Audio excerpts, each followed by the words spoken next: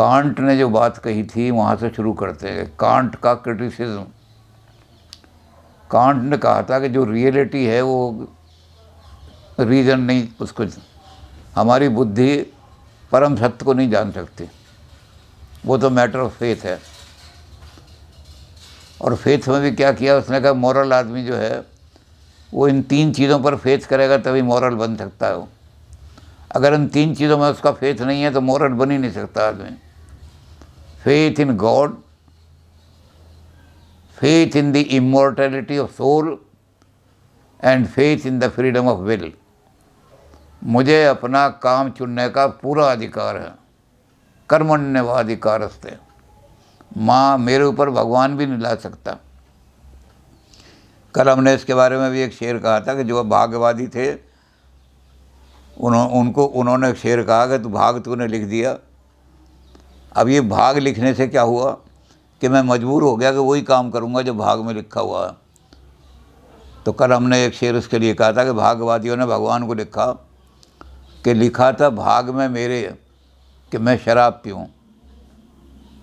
लिखा था भाग में, भाग लिखने वाला तो तू है, तूने हमसे बिना पूछे लिख दिया उसमें। अरे हमें फ्रीडम देता है कि हम पिएंगे या नहीं पिएंगे, फ्रीडम तो देता।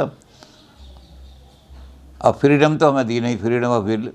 और हमारे भाग में लिख दिया कि तू 6 बजे शाम को मैखाने की तरफ जाएगा और शराब पिएगा।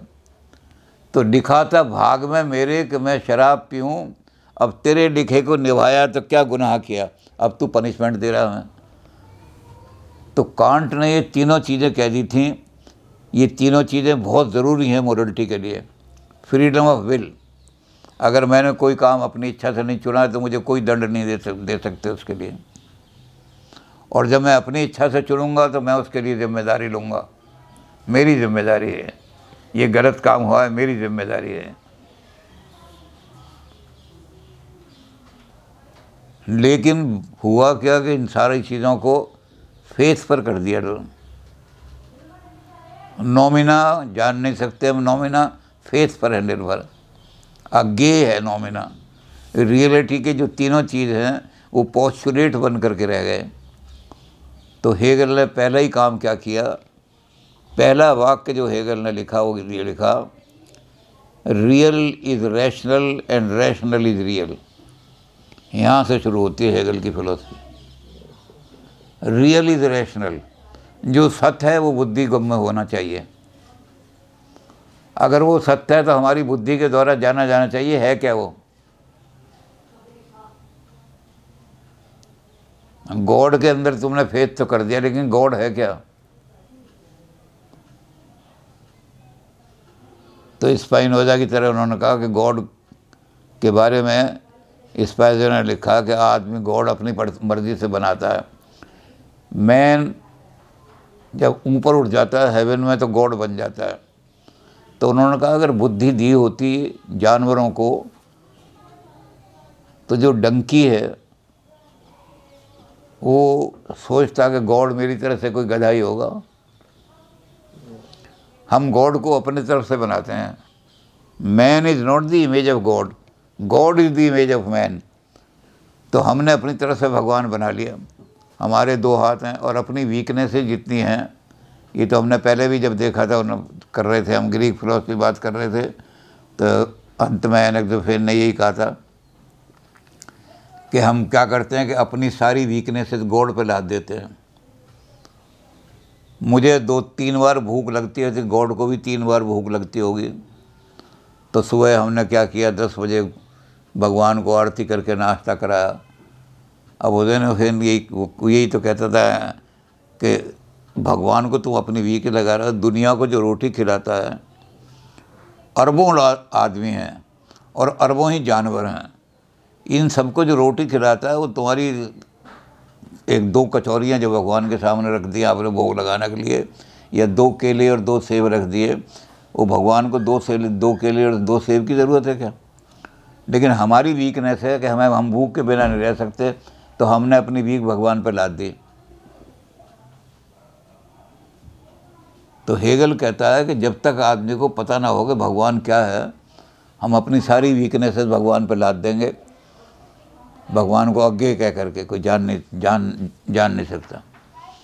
इसलिए जो रियलिटी है, अगर वो रियलिटी है, अगर भगवान सत्य है, तो रैशनल होना चाहिए, बुद्धि द्वारा, बुद्धिगम।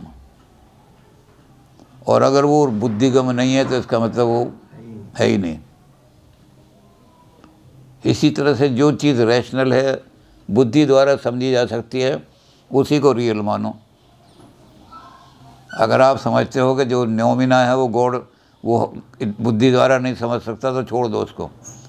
और फिनोमिना जो है, ये दुनिया जिसको तुमने इस प्रपंच को कहा, यही जाना जा सकता है, तो इस प्रपंच को रियल मान लो। कहाँ तो तुम ये कह रहे हो कि भाई अपीयरेंसेस हैं ये, और अपीयरेंसेस के बारे में घोषणा कर रहे हो। What appears is not real and what is real need not appear. जब तुम इस बात को मान के चल रहे हो, तो फिर ये मानो कि रियल ही रैशनल है और रैशनल ही रियल है। तो पहले तो इस तरह से लाओ। तो हेगल ने सबसे पहले अपना जो काम शुरू किया, उसको किया उन्होंने लॉजिक से शुरू किया।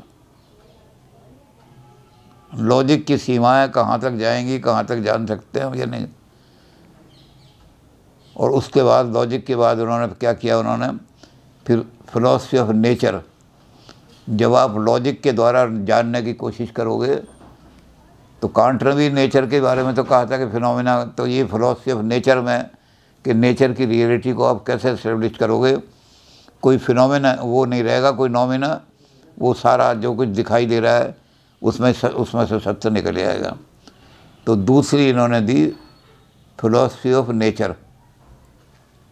अब यहीं से शुरू होता है, इनके 3 पार्ट किए इन्होंने अपनी फिलॉसफी के, लॉजिक, फिलॉसफी ऑफ नेचर, और अंत में जाकर के उन्होंने ब्रह्म का ज्ञान यानी फिलॉसफी ऑफ स्पिरिट दी है, आत्मा का ज्ञान।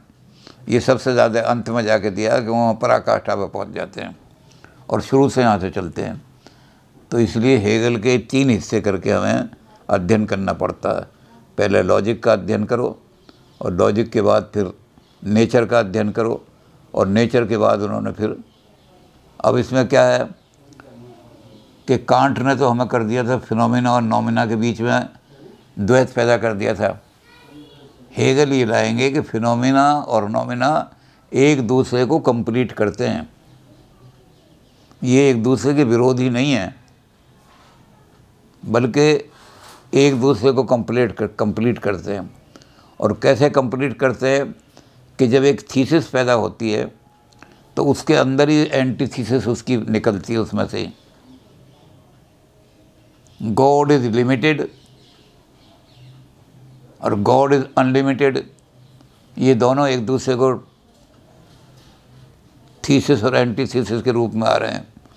अब इनमें से, दोनों में से टकराव होगा इनका, तो एक दूसरे को कैंसिल नहीं करेंगे, बल्कि इनमें से एक नई चीज़ निकलेगी कि although God is unlimited but he presents himself in the form of nature. तो इस तरह से हेगल ने सारा कांट की जो द्वैतवाद था उसको ख़त्म करके परफेक्शन लाने की कोशिश की। तो देखेंगे, क्योंकि हेगल तो बड़े ज़बरदस्त आदमी हैं,